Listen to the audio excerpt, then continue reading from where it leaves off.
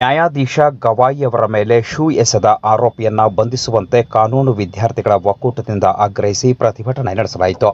October 10ರ ಬೆಳಗ್ಗೆ 11 ಗಂಟೆ ಸಂದರ್ಭದಲ್ಲಿ ಬಾಗಲಕೋಟೆ ಜಿಲ್ಲೆಯ ಜಮಖಂಡಿ ನಗರದ ಎಜಿ ದೇಸಾಯಿ ವೃತ್ತದಲ್ಲಿ ಕಾನೂನು ವಿದ್ಯಾರ್ಥಿಗಳ ಒಕ್ಕೂಟದಿಂದ ನ್ಯಾಯಮೂರ್ತಿ ಬಿಆರ್ ಗವಾಯಿ ಅವರ ಮೇಲೆ ಶೂ ಎಸೆದ ಆರೋಪಿಯನ್ನ ಬಂಧಿಸಲು ಆಗ್ರಹಿಸಿ ಉಪವಿಭಾಗಾಧಿಕಾರಿಗಳ ಮೂಲಕ ರಾಷ್ಟ್ರಪತಿಗಳಿಗೆ ಮನವಿಯನ್ನ ಸಲ್ಲಿಸಲಾಯಿತು. ಈ ಸಂದರ್ಭದಲ್ಲಿ ಹನುಮಂತ ಯಮಗಾರ, ಪ್ರವೀಣ್ ಸರೆನ್ನವರ್, ವಾಚನ ಶೃಂಗೇರಿ ಅವರು ಮಾತನಾಡಿ, ಭಾರತದ ಶ್ರೇಷ್ಠ ನ್ಯಾಯಾಂಗ ವೇದಿಕೆಯಾದ ಸುಪ್ರೀಂ ಕೋರ್ಟ್ನಲ್ಲಿ ನಡೆದ ಘಟನೆ ದೇಶದ ನ್ಯಾಯಾಂಗದ ಇತಿಹಾಸದಲ್ಲಿ ಕಪ್ಪು ಅಧ್ಯಾಯವಾಗಿದೆ ಎಂದು ಖೇದ ವ್ಯಕ್ತಪಡಿಸಿದರು. ನ್ಯಾಯಮೂರ್ತಿಯವರ ಮೇಲೆ ಶೂ ದಾಳಿ ಕೇವಲ ವ್ಯಕ್ತಿಯ ಮೇಲಿನ ಕೃತ್ಯವಲ್ಲ, ಅದು ನ್ಯಾಯದ ಮೇಲಿನ ದಾಳಿ, ಸಂವಿಧಾನದ ಮೇಲಿನ ಅವಮಾನ ಮತ್ತು ಪ್ರಜಾಪ್ರಭುತ್ವದ ಆತ್ಮದ ಮೇಲಿನ ನೇರ ಹಲ್ಲೆ ಎಂದು ತಮ್ಮ ಆಕ್ರೋಶ ಹೊರಹಾಕಿದರು. ವಕೀಲ ವೃತ್ತಿಯಲ್ಲಿರುವ ಅವರು ಕಿಶೋರ್ ಎಂಬಾತನಿಂದ ಈ ಕೃತ್ಯ ನಡೆದಿದ್ದು ಅತ್ಯಂತ ವಿಷಾದನೀಯ. ನ್ಯಾಯಾಲಯದ ಗೌರವ ಕಾಪಾಡಬೇಕಾದ ವ್ಯಕ್ತಿಯವರಿಂದಲೇ ನ್ಯಾಯದ ಪೀಠದ ಮೇಲೆ ದಾಳಿ ನಡೆಯುವುದು ವೃತ್ತಿ ನೀತಿಯ ಕುಸಿತದ ಸಂಕೇತವಾಗಿದೆ ಅಂತ ಹೇಳಿದ್ರು.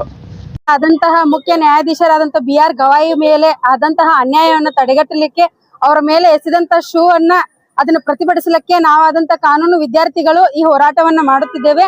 ಈ ಹೋರಾಟ ಎಲ್ಲಿ ತನಕ ಹೋಗ್ಬೇಕಪ್ಪ ಅಂತಂದ್ರೆ ಇನ್ನು ಯಾವುದೇ ರೀತಿಯಾದಂತಹ ಅಂತ ಮುಖ್ಯ ನ್ಯಾಯಾಧೀಶ ಆಗಲಿ, ಯಾವುದೇ ಒಂದು ಲಾಯರ್ ಆಗಲಿ, ಅವ್ರ ಮೇಲೆ ಇಂಥ ಧೋರಣೆಗಳು ಆಗ್ಬಾರ್ದು, ಅದನ್ನ ತಡೆಗಟ್ಟಬೇಕು, ಮುಟ್ಟುಗೋಲು ಹಾಕ್ಬೇಕಂತ ಹೇಳಿ ನಾವ್ ಈ ಪ್ರತಿಭಟನೆಯನ್ನ ಮಾಡಾಕತ್ತೀವಿ. ಅಂತ ಮುಖ್ಯ ನ್ಯಾಯಾಧೀಶರಿಗೇನೆ ಇಂತ ಅನ್ಯಾಯ ಆಗೈತಪ್ಪ ಅಂತಂದ್ರ ನಾವ್ ಎಲ್ಲಿವರೆಗೂ ಈ ಹೋರಾಟವನ್ನ ಮಾಡ್ಬೇಕು ಅಂದ್ರ ಅವ್ರಿಗೆ ನ್ಯಾಯ ದೊರಕಿಸ್ಕೊಡ್ಬೇಕು.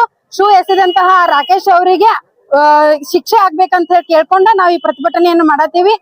ಮೊನ್ನೆ ತಾನೇ 6ನೇ ತಾರೀಕಿನಂದು ನಮ್ಮ ದೇಶದ ಸರ್ವೋಚ್ಚ ನ್ಯಾಯಾಲಯದ ಮುಖ್ಯ ನ್ಯಾಯಾಧೀಶರಾದ ಬಿಆರ್ ಗವಾಯಿ ಅವರ ಮೇಲೆ ರಾಕೇಶ್ ಕಿಶೋರ್ ಎನ್ನುವ ಒಬ್ಬ ವಕೀಲರು ಬೂಟನ್ನು ಎಸೆದಿದ್ದಾರೆ. ಇದು ಬೂಟನ್ನು ಎಸೆದಿರುವುದು ಕೇವಲ ಯಾರು ಬಿಆರ್ ಗವಾಯಿ ಅವರಿಗೆ ಮಾಡ್ತಕ್ಕಂತ ಅವಮಾನ ಅಲ್ಲ, ಇದು ಇಡೀ ಭಾರತ ಮಾತೆಗೆ ಅವಮಾನ ಮತ್ತು ಇದು ನ್ಯಾಯಾಂಗಕ್ಕೆ ಆದಂತ ಅವಮಾನ, ಇದು ಸಂವಿಧಾನಕ್ಕೆ ಅವಮಾನ ಮತ್ತು ಇದು ಪ್ರಜಾಪ್ರಭುತ್ವದ ಮೇಲೆ ಮಾಡ್ತಕ್ಕಂತ ಹಲ್ಲೆ ಆಗಿದೆ. ಮತ್ತು ಈ ತರ ಘಟನೆಗಳು ಆಗಬಾರ್ದಂದು ನಾವು ಈ ತರ ಮನವಿ ಕೊಡ್ತಾ ಇದ್ವಿ. ಮತ್ತ ಈ ಬೂಟನ್ನು ಎಸೆದಿರತಂತ ವಕೀಲರನ್ನು ಭಾರತದಿಂದ ಗಡೀಪಾರು ಮಾಡಬೇಕು ಮತ್ತು ಅವನ ಆಸ್ತಿಯನ್ನು ಮುಟ್ಟುಗೋಲು ಹಾಕ್ಬೇಕು ಮತ್ತು ಇನ್ನೂ ಆದ್ರೂ ಅವನನ್ನ ಬಂಧನ ಮಾಡದೇ ಇರುವಂತದ್ದು ಬಹಳ ಶೋಚನೀಯ ಸಂಗತಿ.